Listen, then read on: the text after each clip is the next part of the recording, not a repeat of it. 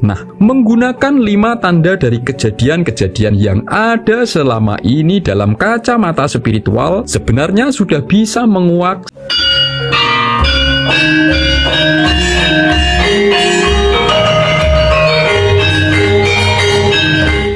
Assalamualaikum warahmatullahi wabarakatuh. Salam sejahtera, salam rahayu untuk panjenengan semua. Sedulur, Pak Jokowi adalah salah satu tokoh besar di Indonesia yang lama menjadi kader partai PDIP yang diketuai oleh Ibu Megawati. Tetapi, semenjak menjelang akhir masa jabatannya sebagai presiden di periode kedua, Pak Jokowi itu sangat sering sekali mendapat tuduhan-tuduhan dan fitnahan. Tuduhan-tuduhan tersebut meskipun ada yang seolah menguntungkan Pak Jokowi, tetapi secara tidak langsung itu sangat berimbas pada citra buruk nama seorang Jokowi. Dan dalam dunia politik, itulah cara yang memang sering kali digunakan untuk menjebak dan menjatuhkan seseorang. Salah satu tuduhan tersebut adalah Pak Jokowi dituduh ingin menjabat 3 periode, padahal itu jelas tidak diperbolehkan oleh Undang-Undang Dasar. Dan tuduhan tersebut pun sudah pernah diklarifikasi kebenarannya oleh Pak Jokowi.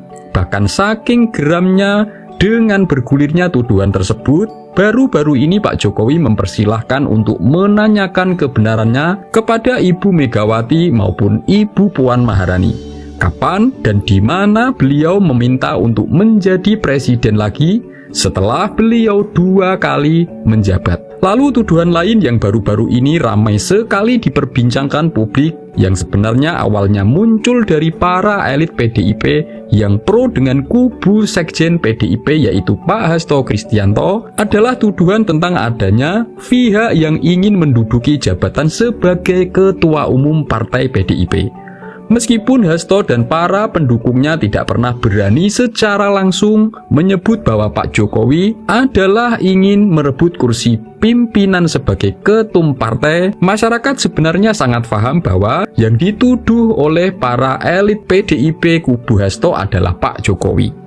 Faktanya, setelah ramai adanya isu tersebut, Pak Jokowi pun akhirnya dipecat dari PDIP. Setelah Pak Jokowi dipecat, Ibu Megawati pun masih saja menyinggung isu tersebut termasuk melalui pidatonya pada saat acara hari ulang tahun PDIP ke-52. Menurut pengakuan Ibu Mega dalam pidatonya, beliau merasa harus tetap menjadi seorang ketua umum karena ada pihak yang ingin berusaha merebut kursi ketua umum. Nah, jika dalam sebuah partai untuk bisa menduduki kursi jabatan sebagai ketua umum itu haruslah melalui proses pemilihan maupun melalui persyaratan-persyaratan yang ada, apakah dengan memecat Pak Jokowi itu adalah bukti bahwa Ibu Megawati ingin menjadi ketua umum PDIP seumur hidup? Ataukah itu justru bukti ketakutan seorang Megawati bersaing dengan nama besar Jokowi yang menurut kakak seorang Megawati yaitu Pak Guntur Soekarno Putra adalah sosok yang lebih layak memimpin PDIP? Ataukah justru Hasto atau Puanlah yang pantas dianggap sebagai sosok yang selama ini mengincar jabatan ketua umum? Nah, menggunakan 5 tanda dari kejadian-kejadian yang ada selama ini dalam kacamata spiritual sebenarnya sudah bisa menguak siapa yang sejatinya hanya memfitnah dan siapa yang sebenarnya mengincar kursi ketua umum PDIP. Apakah Ibu Megawati sendiri, Pak Jokowi, Puan Maharani, ataukah justru Hasto?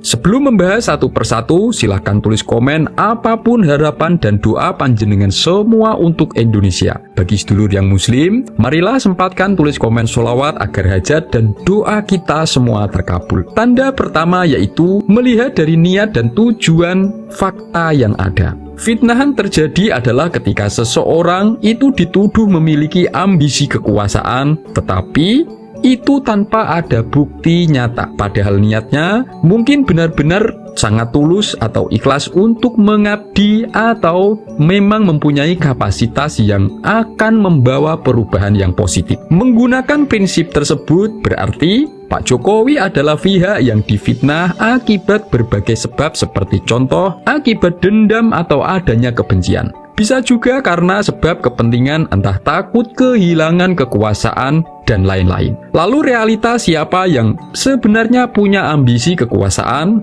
itu terlihat ketika seseorang secara jelas hanyalah mengejar jabatan demi kepentingan pribadinya, bukan demi kepentingan rakyat atau organisasi yang lebih besar. Dari sini, bukankah ini ada pada Ibu Mega dan juga Hasto yang realitanya selama menjabat sekian lama itu tanpa ada pergantian jabatan. Yang kedua adalah dengan melihat fakta yang ada terkait cara yang ditempuh untuk mencapai sebuah jabatan. Fitnahan itu muncul ketika seseorang berusaha naik ke posisi tinggi dengan cara yang benar dan sesuai aturan, melalui tahap proses pemilihan seperti yang dilewati oleh Pak Jokowi dari bawah sebagai wali kota Solo hingga menjadi presiden 2 periode. Tetapi itu tetap dituduh haus kekuasaan oleh pihak-pihak yang merasa terancam. Dan realitanya siapa yang punya ambisi kekuasaan itu tampak ketika dia menggunakan cara-cara tidak etis seperti menjatuhkan lawan dengan kecurangan, dengan politik uang, manipulasi atau propaganda berlebihan demi mendapatkan jabatan. Nah, bukankah kasus yang membuat Hasto ditetapkan oleh KPK sebagai tersangka adalah bentuk adanya manipulasi jabatan? Bukankah narasi-narasi Hasto menyerang Pak Jokowi yang tanpa bisa dia buktikan adalah bentuk adanya propaganda untuk menjatuhkan nama Jokowi? Dalam perspektif spiritual, pemimpin sejati itu tidak memaksakan dirinya untuk tetap berkuasa atau mendapatkan kursi kekuasaan, tetapi jika diamanahkan, barulah dia menerima dengan penuh tanggung jawab. Ketiga adalah tandanya sering menunjukkan kesediaan untuk mengorbankan kepentingan pribadi. Fitnah itu terjadi ketika seseorang yang sebenarnya berjiwa pengabdian besar justru selalu dituduh ingin berkuasa. Padahal dia rela mengorbankan kepentingan pribadinya demi kepentingan-kepentingan yang lebih besar. Termasuk dia berani menanggung resiko mempertaruhkan nama baiknya yang harus diserang dan difitnah secara habis-habisan. Ini terbukti ada pada seorang Jokowi, tetapi realita yang berambisi pada kekuasaan itu terlihat dari sikapnya yang mengutamakan keuntungan pribadi atau kelompok. Bahkan jika harus mengorbankan nilai-nilai moral dan keadilan. Dalam perspektif spiritual pemimpin yang tulus, mereka akan selalu siap mundur jika melihat bahwa ada orang lain yang lebih layak sebagai pemimpin pengganti. Sementara yang berambisi berlebihan, dia akan melakukan cara apapun untuk tetap berada di posisi tersebut. Nah, bukankah justru ini ada pada Ibu Mega dan juga Hasto? Tanda keempat adalah reaksinya terhadap kegagalan, kekalahan, atau ketiadaan jabatan. Pihak yang difitnah adalah ketika seseorang tetap bersikap legowo